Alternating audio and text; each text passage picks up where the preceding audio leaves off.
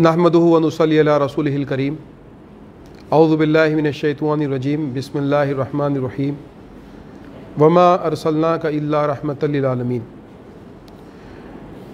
मेरे प्यारे जम्मू कश्मीर के भाइयों बहनों दोस्तों, मुझे खुशी है कि आज मेरा ये जम्मू की सरजमीन पे दूसरी मरतबा यहाँ आना हुआ। मुझे ऐसे सूफ़ी संत M.K. चिश्ती के नाम से जानते हैं और मैं भारतीय जनता पार्टी में माइनॉरिटी मोर्चा में नेशनल जनरल सेक्रेटरी हूँ। इससे पहले मैं हज कमेटी गुजरात में चेयरमैन और माइनॉरिटी फाइनेंस कॉरपोरेशन में भी चेयरमैन रह चुका हूँ।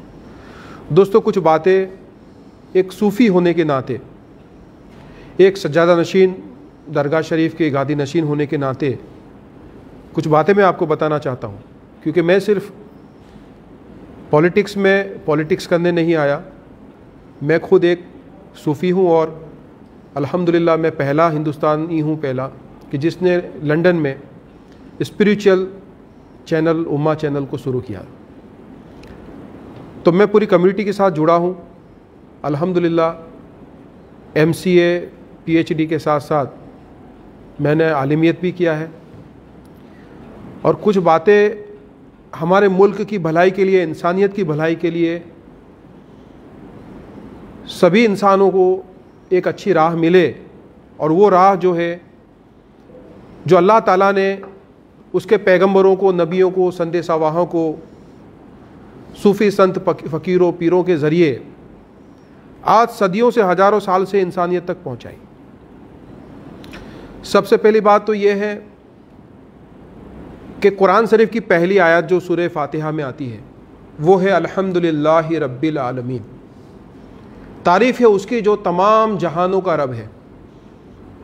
प्रशंसा है उस ईश्वर की जो जिसने संसार को, समग्र ब्रह्मांड का जिसने सर्जन किया। वो खुदा, मालिक, ईश्वर, चाहे उसको जिस भाषा में बुलाओ, वो सभी का रब है, किसी एक का रब नहीं है। वो परवरदिगार है तो आसमानों का भी है, ज़मीनों का भी है। जो उसमें माने आस्तिक हो उसका भी है, जो न माने नास्तिकों का भी है। वो हिंदू का भी रब है, मुसलमान का भी रब है, सिख का भी रब है, ईसाई का भी रब है। परवरदिगार उसको सबको उसने पैदा किया और वो सबका मालिक है। और सभी मानव जाति पे, सभी इंसानियत पे, मखलूक पे उसकी रहमत है। उसकी रहमत के बिना कोई जिंदा ही नहीं रह सकता।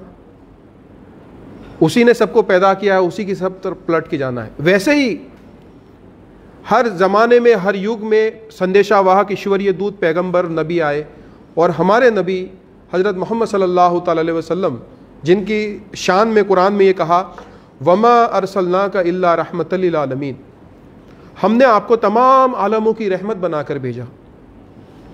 तो हमारे नबी जो है, जैसे खुदा तमाम आलमों का रब है, वैसे हमारे नबी तमाम आलमों के लिए रहमत है।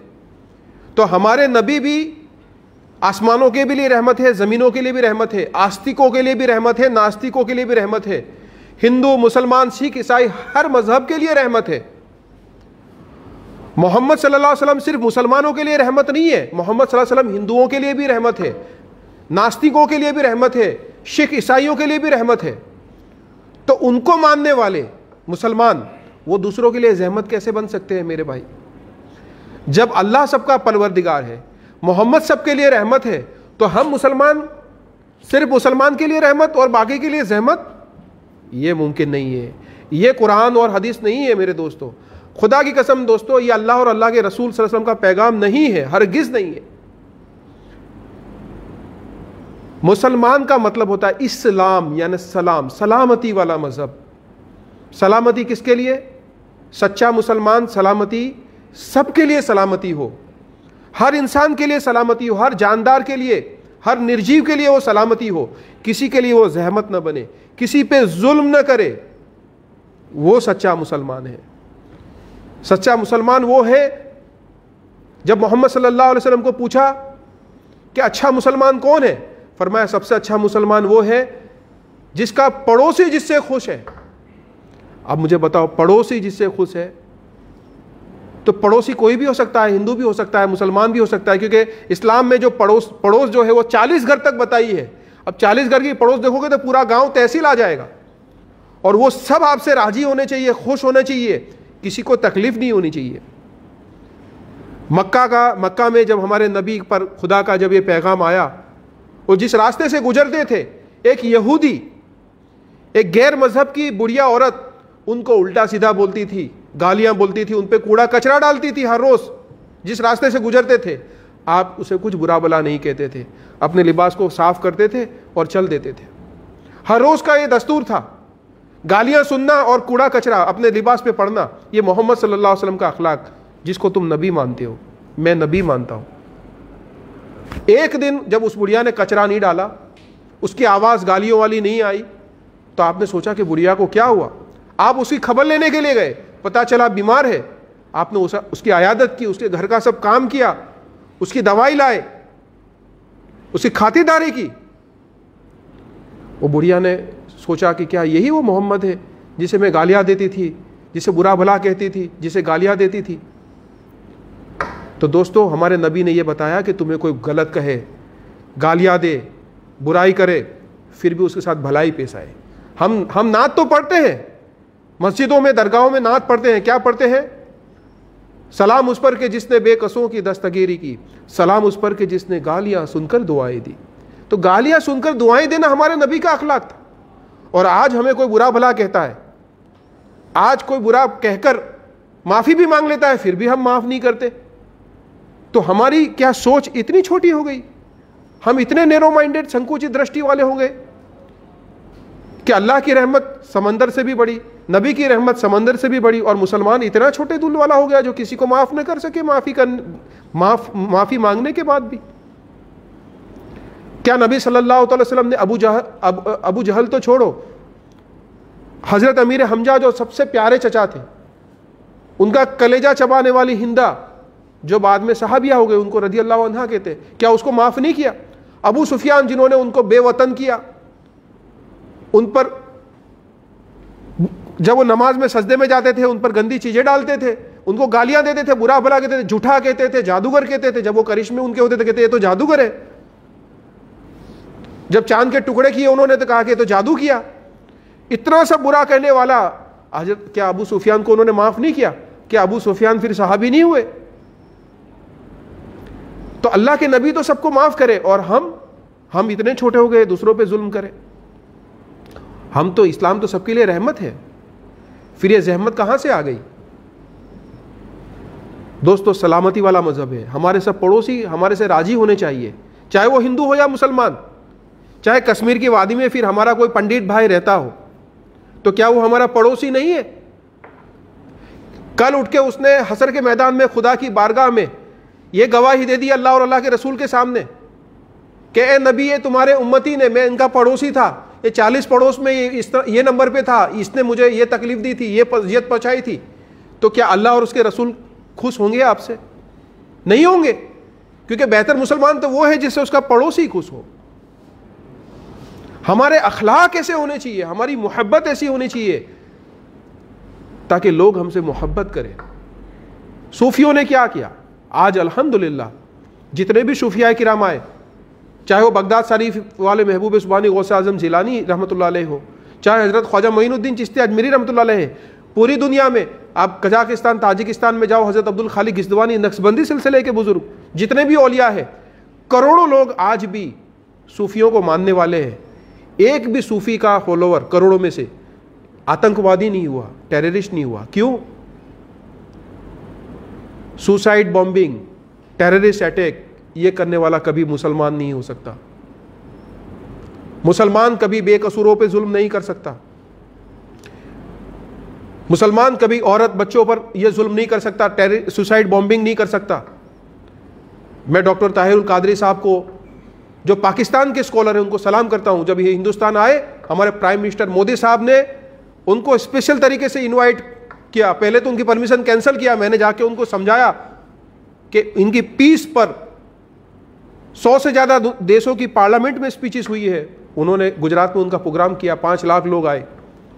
उन्होंने वो बुक लेके आए थे, फतवा on terrorism and suicide bombing. उन्होंने कुरान, हदीस 60 से ज्यादा पैगंबर साहब के कोट्स जो है, हदीस है, वो रेफरेंस देकर उन्होंने साबित किया कि जो भी टेररिस्ट अटैक करेगा, जो भी सुसाइड बॉम्बिंग करेगा, वो जहन्नम में जाएगा, उसकी बख्शिश नहीं होगी। दोस्तों, ये 72 हुरों का जो ख्वाब है ना, ये बेबुनियाद है। और उन्होंने ओपन चैलेंज की है आज भी कि कोई भी इस्लामिक स्कॉलर, कोई भी आलिम, कोई भी मुफ्ती, कोई भी मेरे साथ आए और चैलेंज करे कि टेररिस्ट अटैक या सुसाइड बॉम्बिंग करने के बाद वो जन्नत में जाएगा। इम्पॉसिबल है, यह मुमकिन ही नहीं है कि वो जन्नत में जाए। यह हमारा तरीका नहीं है। नबी सल्लल्लाहु अलैहि वसल्लम की पूरी जिंदगी आप देखिए, उन्होंने वॉर कब किया? जब उन्होंने से सेल्फ डिफेंस के लिए किया। कब किया? मैं आपको एक हिंदू संत की जबानी बताता हूं। मक्का में आपने पहले रहते थे, तकलीफें सहन की, उन पर जुल्म किया था। 3 साल तक उनको कैद रखा, भूखा प्यासा रखा, खाना नहीं देते थे, उनको और उनके फॉलोअर्स को बांध के रखा पहाड़ियों के बीच में। फिर उनको मारने की बात की तो वो वहां से चले गए, मक्का छोड़ दिया उन्होंने, मदीना आए। मदीना आने के बाद भी उनके जुल्म सितम रहे। तो पहला इस्लामी हिस्ट्री का जंग हुआ, वो आप जानते हैं, जंगे बदर। जंगे बदर कहां हुआ? मुसलमान हमला करने मक्का नहीं गए थे, मक्का के लोग 300 मील दूर मदीना उन पर हमला करने आए थे। तो अपने औरत बीवी बच्चों की सुरक्षा के लिए उन्होंने हथियार उठाए। आज वो सुरक्षा के लिए जो हथियार उठाने की बात ही, जैसे रामायण में हुआ, महाभारत में हुआ, बात को कहो चढ़ाओ बाण, अब युद्ध ही कल्याण, ये श्री कृष्ण ने अर्जुन को कहा। तो युद्ध कब किया? स्वरक्षा के लिए किया, कि जब औरत बच्चों की इज्जत दाव पे आ गई तो कहा कि हथियार उठाओ, अब इनके सामने मुकाबला करो। उन आयत को, कुरान की उन आयत को ये टेररिस्ट लोग, ये आतंकवादी लोग ये बताकर गुमराह करते हैं कि देखो ये हमला करने के लिए, काफिर को मारने के लिए कहा है, ये कहा है, वो कहे। नहीं, आप वो देखो कि कुरान की वो आयत किस कंटेक्स्ट में आई है, किस संदर्भ में आई है, कैसी परिस्थितियों में आई है। नबी ने मक्का में जुल्म सहन किए, हथियार नहीं उठाए, चले गए, शहर छोड़ दिया, मदीना गए, वहां भी उन पर जुल्म किया तो उन्होंने स्वरक्षा की। और कितने लोग मारे गए? चंद, पूरे सारे युद्धों को अगर मिलाया जाए तो चंद 100 लोग मारे गए पूरी उनकी जिंदगी के अंदर। और युद्ध जो उन्होंने कहा, कब करने के लिए कहा? कि जब निगोशिएशन के सारे रास्ते बंद हो जाए, जब तुम हिजरत करके भी अपनी जान नहीं बचा सको, तुम्हारा अपना बचाने का कोई रास्ता ना हो, तब युद्ध करो। तुम टेररिस्ट अटैक करते हो, तुम सुसाइड बॉम्बिंग करते हो। ये कौन सी आयत में है? ये कौन सी हदीस में है? बिल्कुल नहीं है दोस्तों। और सबसे बड़ी बात दूसरी, कुरान में क्या है और हदीस में क्या है? हलाल की ग़िज़ा, कि हलाल की ग़िज़ा खाओ। पैगंबर साहब ने कहा, इमाम ग़ज़ाली ने अपनी किताब मुक़ासिफ़तुल क़ुलूब में लिखा कि इस्लाम में इबादत के 10 हिस्से हैं। कितने? 10 हिस्से हैं। उसमें से 9 हिस्से हक हलाल की रोजी के हैं। दोस्तों, 9 हिस्से हक हलाल की रोजी के, और 1 हिस्से में बाकी की सब इबादतें आ गई। जितने भी तुम नमाजें पढ़ते हो, रोज़ा रखते हो, सखावत करते हो, जितनी भी इबादतें हैं, उसको सिर्फ 10% वेटेज दिया गया। 90% वेटेज जो है, 9 हिस्से, वो हक हलाल की रोजी को दिया गया। यानी हराम तरीके से मत खाओ, करप्शन मत करो। आज पाकिस्तान जैसा देश बर्बाद क्यों हुआ? करप्शन की वजह से, हराम खाने की वजह से। पाकिस्तान ने इस्लाम के नाम पर मुल्क तो बनाया उन्होंने, हमारे जैसे जैसे हमें आज़ादी मिली वो भी उसी वक्त आज़ाद हुए, लेकिन उनके नेताओं ने क्या किया? हराम का खाया जो इस्लाम में हराम था। आज उनको देखकर हमें ऐसा होता है, ओहो ये तो मुसलमान है, लेकिन ये मुसलमान कहाँ के? जिन्होंने आज पूरा मुल्क लूट लिया। अभी आपको मैं लेटेस्ट रिपोर्ट कहता हूं, जैसे श्रीलंका बर्बाद हो गया है, श्रीलंका का पूरा खत्म हो गया, वैसे पाकिस्तान के पास भी सिर्फ 2 महीने का पेट्रोल बचा है। अगर ये 2 महीने का पेट्रोल खत्म हो गया तो पाकिस्तान की हालात भी श्रीलंका जैसी हो सकती है। ये क्यों हुई? तुम देखो, पाकिस्तान के जितने भी राजनेता है, उनके बड़े बड़े बिल्डिंग्स और इमारत फॉरेन में है, लंदन में है, अमेरिका में है। उन्होंने गरीबों का सोचा नहीं, पाकिस्तान के गरीब प्रजाओं का नहीं सोचा कि कितने भूखे हैं, कितनों के पास दवाई के पैसे नहीं है, आयुष्मान कार्ड नहीं है, कितनों के पास शौचालय नहीं है, जैसे यहां फिक्र होती है हिंदुस्तान में। कितनों के पास गैस के बोतल नहीं है, जैसे यहां फिक्र होती है हिंदुस्तान में।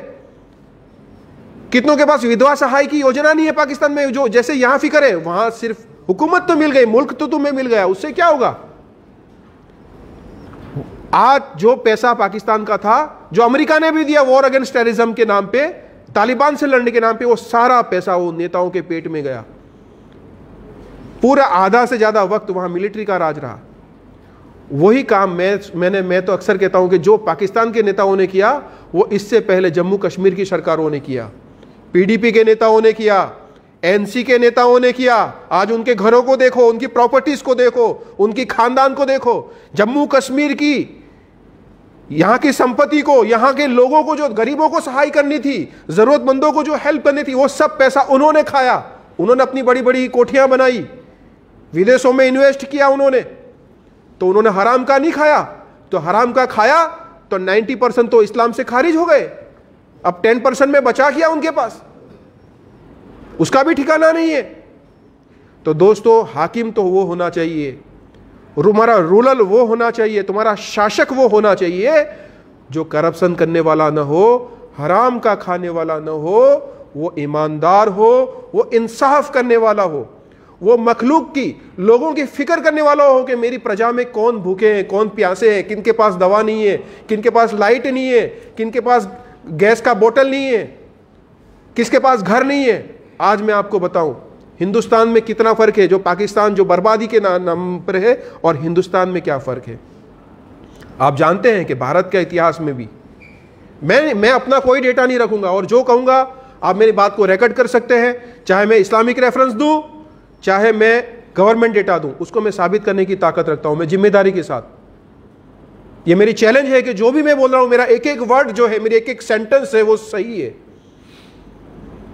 सच्चर कमेटी का रिपोर्ट जो तत्कालीन प्राइम मिनिस्टर मनमोहन सिंह जी के पास आया,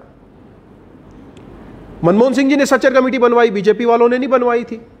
जस्टिस राजेंद्र सच्चर जो सुप्रीम कोर्ट के निवृत्त न्यायाधीश और 7 सभ्यों की कमेटी ने पूरे हिंदुस्तान में मुस्लिम समाज का जायजा लिया और रिपोर्ट तैयार किया कि मुसलमानों की हालत क्या है। बड़ा रिपोर्ट है, आप गूगल पे भी पढ़ सकते हैं, लेकिन मैं आपको शॉर्ट में बताता हूं, वक्त नहीं है इतना। इसलिए 50 साल तक कांग्रेस और सो कॉल्ड सेक्युलर पार्टीज ने इस देश पे हुकूमत की, बदले में क्या मिला? मुसलमानों की बस्ती देश में 14% और नौकरी उनके पास सिर्फ 2%। क्या बीजेपी वालों ने उनके हथकड़ियां पिनाई थी या चूड़ियां पिनाई थी जो मुसलमानों को उन्होंने रोजगार नहीं दिया? 51% निरक्षरता, एजुकेशन नहीं दिया उनको, एजुकेशन से दूर रहा। 40% मुसलमान झोपड़पट्टी में, उनकी पोजीशन एससी और एसटी, हरिजन और आदिवासी समाज से भी बदतर। और यही नहीं, भारत की जेलों में जस्टिस सच्चर ने कहा जो कैदी है उसमें 40% मुसलमान, हमारी बस्ती 14% और जेलों में हमारा 40%। यह कांग्रेस और सो कॉल्ड पार्टीज की देन। क्यों? रोजगार ही नहीं दिया, भूखा प्यासा रखा, एजुकेशन नहीं दिया, तो वो क्रिमिनल बनेगा या टेररिस्ट बनेगा। और आप दोस्तों कसम खा के अपने दिल पे हाथ रख के कहो, मैं कसम खा के, 20 साल पहले हिंदुस्तान का हर शहर, हर बस्ती किसी न किसी टपोरी, किसी न किसी भाई गुंडे के नाम से जानी जाती थी या किसी न किसी टेररिस्ट के नाम से जानी जाती थी। आज वो गुंडे कहां गए? खत्म हो गए। वो गुंडों को उलमा की बात नहीं मानी, सूफियों की बात नहीं मानी, पीरों की बात नहीं मानी, लेकिन हाकिम जब सही स्ट्रीक आ गया तो सुधर गए। हमारे गुजरात में देखो, वो लोग बिजनेस करते हो गए। तो ये हराम का खाते थे और उनके वहां जो कारोबार करते थे वो हराम का खिलाते थे, जो इस्लाम के अंदर हराम है। वो काम तुमने किया और तुम इस्लाम से और मुल्लों से नहीं बचे, नहीं सुधरे तुम, तो हुकूमत ने तुमको सही किया। ये सब अल्लाह की तरफ से होता है, क्योंकि अल्लाह इंसाफ करने वाला है। और जो ईमानदारी से काम करेगा उसको अल्लाह का साथ मिलेगा, जो हक इंसाफ से काम करेगा उसको साथ मिलेगा। जहां मुसलमानों में इन्होंने बर्बाद करके रख दिया इन पार्टियों ने, वहां 2014 के अंदर मोदी साहब की हुकूमत आई। लोगों को ऐसा लगा कि बीजेपी का राज आ गया, नरेंद्र मोदी साहब की हुकूमत आ गई, तो अब ये होगा वो होगा, दंगे होंगे, मुसलमानों के साथ नाइंसाफी होगी, जुल्म होगा। क्या हुआ? ऐसा कुछ 8 साल हो गए, कोई दंगा नहीं हुआ, कोई बड़ा दंगा। आप मेरठ, मलियाना, बिहार, भागलपुर, गुजरात को देख लो। 1980 में बीजेपी की स्थापना हुई, उससे पहले बड़े बड़े दंगे होते थे, हर साल दंगे होते थे, 6 महीने तक चलते थे, साल तक चलते थे। बच्चे कर्फ्यू की हालत में, उनको हॉस्पिटल ले जाना तकलीफ थी। आज गुजरात में 20 साल से दंगे नहीं है, हिंदुस्तान में 8 साल में कोई बड़ा दंगा नहीं हुआ है। छोटी मोटी घटना बनती है क्योंकि मीडिया और सोशल मीडिया का जमाना है, तब नहीं था इसलिए रिकॉर्ड नहीं हुआ, अभी है, छोटी बात भी रिकॉर्ड हो जाती है, एक की 4 गुनी करके मीडिया दिखा देता है। लेकिन कोई बड़ा दंगा 8 साल में नहीं हुआ। जहां रोजगारी की यह हालत थी, अब मोदी साहब की जो मिनिस्ट्री है 8 साल का, मैं आपको रिपोर्ट बताता हूं कि मोदी साहब ने क्या किया। सबसे पहले हमारी मां बहनें, वो धुआं होता था उनको पास, घर में जलाने के लिए गैस नहीं होता था। मोदी साहब ने 8 साल के अंदर 9 करोड़ गैस के बोतल दिए, 9 करोड़ गैस के बोतल दिए। उसमें से 3 करोड़ और 25 लाख मुस्लिम अल्पसंख्यक समाज की महिलाओं को दिए। 3 करोड़ 25 लाख देश में दिए। क्या पाकिस्तान ने दिए? इससे पहले जम्मू कश्मीर के महबूबा मुफ्ती ने, उमर अब्दुल्ला ने दिए? नहीं दिए। मुस्लिमों की बस्ती 14% और उनको गैस के बोतल मिली है देश में 33%। क्या इसमें कोई भेदभाव किया? नहीं किया। इसके बाद चलो आप किसान की बात करो। किसानों में यह हुआ कि 12 करोड़ लोगों को सहाय मिली, उसमें 4 करोड़ मुसलमानों को मिली। शौचालय बने 13 करोड़, उसमें से 2 करोड़ 86 लाख मुस्लिमों को मिले, अल्पसंख्यक समाज को मिले। जितने भी सरकार के डिपार्टमेंट हैं, आप किसी भी मिनिस्ट्री को उठा लो, गरीब और जो जरूरतमंद लोग हैं उसमें दुगना लोगों को सहाय मिली है। तो ये हमारा मुल्क हिंदुस्तान है, जहां इंसाफ होता है, यहां पाकिस्तान के जैसा जुल्म और करप्शन नहीं होता, यहां गरीब भूखे नहीं रहते, खाना खिलाया जाता है अन्न पुरवठा योजना से। और यही हिंदुस्तान की खूबी थी कि हमारे नबी सल्लल्लाहु अलैहि वसल्लम, जिन्होंने ये फरमाया, हुब्बुल वतन शौबतुल ईमान, वतन की मोहब्बत ही ईमान का शोबा है। अल्लाह ने हमें हिंदुस्तान में पैदा किया, हिंदुस्तान की मिट्टी से पैदा किया। आग, पानी, मिट्टी, हवा, 5 अनासिर जो पंच महाभूत है, ये इसी मिट्टी से, पानी से बने हैं और इसी में हमें मिलना है। इसीलिए नबी ने कहा कि उससे मोहब्बत करना, तुम्हारी वतन की मिट्टी से, भारत से हमारे लिए मोहब्बत करना, हिंदुस्तान से मोहब्बत करना, ये हमारा ईमान का शोबा है। और हमारे नबी सल्लल्लाहु अलैहि वसल्लम ने हिंदुस्तान की तारीफ में जो कहा, किसी दूसरे मुल्क के लिए नहीं कहा। 1400 साल पहले अरबस्तान के तपते हुए रेगिस्तान में, जहां गर्म गर्म हवा आती थी, अचानक ठंडी हवा आई, खुशबू वाली हवा आई, हिंदुस्तान की तरफ से आप खड़े हो गए, आपने अपना सीना कुसादा कर दिया और कहा, मुझे हिंदुस्तान की तरफ से अमन की, शांति की खुशबू आ रही है, सलामती वाली खुशबू आ रही है। इसीलिए इकबाल साहब ने कहा, सारे जहां से अच्छा हिंदुस्तान हमारा, हम बुलबुले हैं इसके, ये गुलसिता हमारा। जिस वतन से हमारे नबी सल्लल्लाहु अलैहि वसल्लम को 1400 साल पहले अमन की, मोहब्बत की खुशबू आई हो, उस वतन में खुदा ने हमें पैदा किया। इससे बड़ी हमारे लिए नेमत और शुक्रगुजारी क्या हो सकती है? फिर हम उस वतन से रहने वाले लोगों से हम नफरत करें? क्या यह ईमान है? क्या यह इस्लाम है? यह दोस्तों बिल्कुल नहीं हो सकता। हमें चाहिए कि वतन से मोहब्बत करे, हमें चाहिए कि पड़ोसी का हक अदा करे, और हमें चाहिए कि जो भी हाकिम हो, क्योंकि कुरान शरीफ में अतीउल्लाह व अतीउर रसूल व उलिल अम्रि मिनकुम, अल्लाह की इताअत करो, रसूल की इताअत करो, और हाकिम की, जो रूरल शासक है, जो तुम्हारे ऊपर हुकूमत कर रहा है। अब शासक है, आज दुनिया के हर देशों के अपने कानून है। मैं जाता हूं, बर्तानिया जाता हूं, हर साल जाता हूं, वहां के अपने कानून है, वहां मुसलमान अपने तरीके से रहते हैं, लेकिन ब्रिटिश लॉज को फॉलो करते हैं, अमेरिका में उसके रूल्स को फॉलो करते हैं, तुर्की में उसके रूल्स को फॉलो करते हैं, सऊदी में उसके रूल्स को फॉलो करते हैं। तो हिंदुस्तान में रहना है तो हिंदुस्तान के रूल्स को फॉलो करना पड़ेगा। फिर हिंदुस्तान, अगर कोई गुनाह करता है तो हिंदुस्तान के रूल से मुताबिक सजा मिलेगी। फिर आप ये कहेंगे कि इसका सर कलम कर दो, उसका सर कलम कर दो, ये गलत है। और हमें इसके लिए हाकिम की भी इताअत करना हमारे लिए ज़रूरी है। और हाकिम अगर इंसाफ करने वाला है तो हमें उसका शुक्रिया अदा करना पड़ेगा। सिर्फ शुक्रिया से भी काम नहीं चलेगा। कुरान शरीफ में सूरह रहमान में एक आयत है, अल्लाह ताला फरमाता है, हल जज़ाउ एहसान इल्ला एहसान फबिय्यी आलाई रब्बिकुमा तुकज़्ज़िबान। और एहसान का बदला एहसान के सिवा कोई और हो सकता है? तो तुम खुदा के, अपने रब की कौन कौन सी नेमतों का नाशुक्रिया करोगे? कहने की बात है कि जो एहसान तुम पे करे उसको सिर्फ शुक्रिया और थैंक यू कहने से काम नहीं चलेगा। अगर तुम सच्चे इंसान हो, सच्चे ईमान वाले हो, तो तुम्हें उसका एहसान का बदला एहसान से चुकाना पड़ेगा।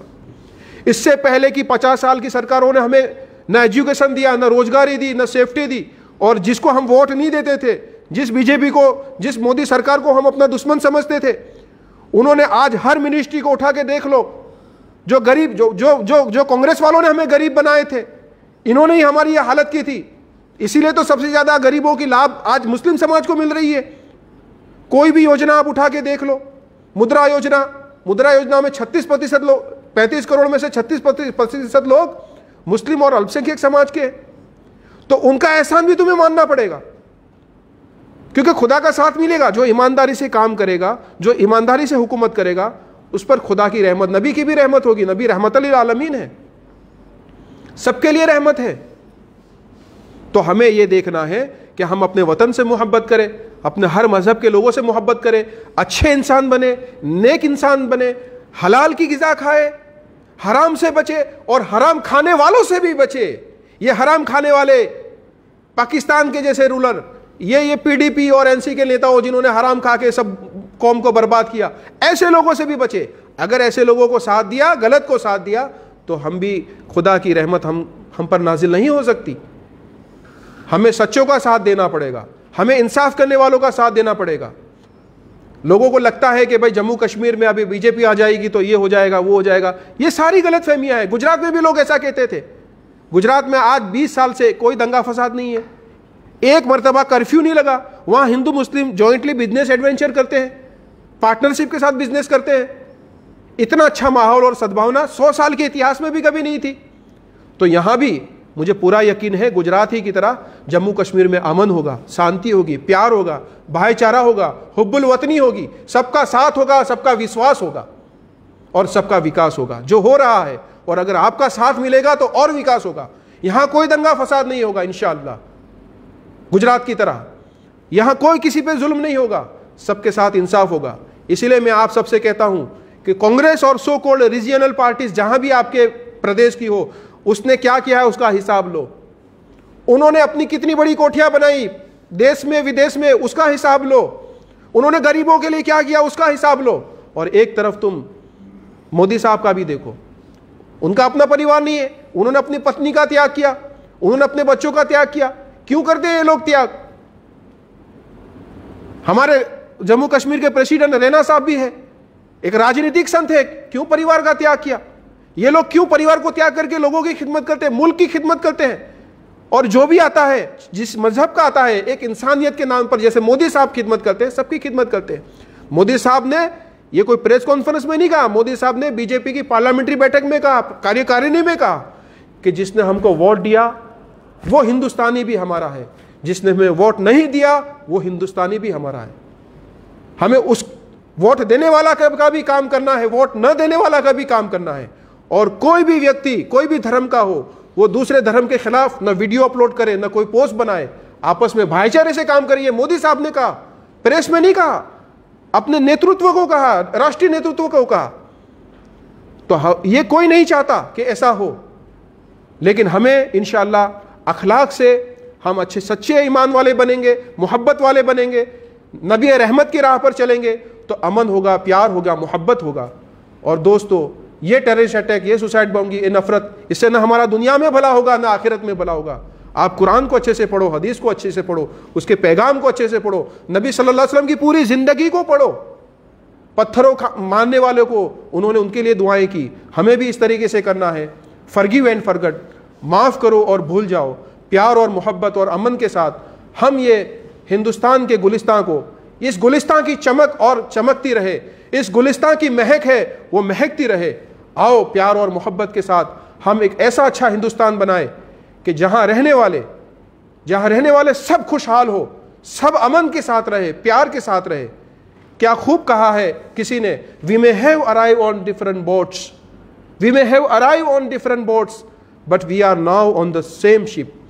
हम अलग अलग नैयाओं में, कश्तियों में भले ही आए हो, अलग अलग मजहब, अलग अलग प्रदेश, अलग अलग विस्तार से आए हो, अलग अलग वर्ग मान्यताओं से आए हो, आस्था से आए हो, लेकिन हिंदुस्तान रूपी जहाज में हम सब साथ में सफर कर रहे हैं। ये खुदा की बनाई तकदीर है कि हिंदुस्तानी जहाज में हिंदू भी है, मुस्लिम भी है, सिख भी है, ईसाई भी है, कश्मीरी भी है, कन्याकुमारी का भी है। तो ये कश्ती अगर सलामत रही तो हम सब सलामत है। इस कश्ती में अगर किसी ने सुराख किया तो सबका नुकसान है। तो हमें चाहिए कि ये कश्ती जो हिंदुस्तान की कश्ती है, ये विश्व गुरु हो, ये सुपर पावर बने, ये पावरफुल होगा तो ये सारी जो योजनाओं के लाभ अभी मिल रहा है, सबको मिल रहा है, गरीबों को मिल रहा है। आप मानो कि ये आयुष्मान कार्ड में जो लाभ मिला 2 करोड़ लोगों को, उसमें 25% मुसलमान है। 25,000 करोड़ रुपए का हेल्प किया है गवर्नमेंट ने, केंद्र सरकार ने। तो क्या गरीबों को लाभ नहीं मिला? क्या हमारे कलेक्शन करने वाली तंजीमों ने उनका ख्याल किया? हमारे अमीरों ने उनको ख्याल किया? लोगों को लूटने वाले राजनेताओं ने कभी उन गरीबों का ख्याल किया? लेकिन वोट न देने के, दिया हो या न दिया हो, इसकी फिक्र किए बिना हर गरीब जरूरतमंद बीमार की फिक्र की मोदी सरकार ने की। कोई करे या न करे, मैं दिल से मोदी सरकार का इसके लिए शुक्रिया अदा करता हूं, पूरे समाज के वती, कि उन्होंने बिना भेदभाव के लिए सबका साथ और सबका विकास के सूत्र को चरितार्थ किया। सबके विश्वास के साथ अच्छे हम हिंदुस्तानी बने, हम अच्छे इंसान बने। उत्तम अवतार जो खुदा ने हमें बनाकर भेजा है, अशरफुल मखलूकात, बेस्ट क्रिएशन खुदा ने हमें इसीलिए बनाया है कि हम सिर्फ अपनी फिक्र न करें, हम दूसरों की फिक्र करें। आओ जलाए दीप वहाँ जहाँ अभी अंधेरा है, जहाँ अंधेरा है, जहाँ तकलीफ है, जहाँ परेशानी है, वहाँ खुशहाली आए, वहाँ रोशनी आए। ऐसे हमारे काम होना चाहिए, हुब्बुल वतनी के साथ। सारे जहाँ से अच्छा हिंदुस्तान हमारा, हम बुलबुले हैं इसके, ये गुलसिता हमारा। जय हिंद, अस्सलाम वालेकुम, खुदा हाफिज़।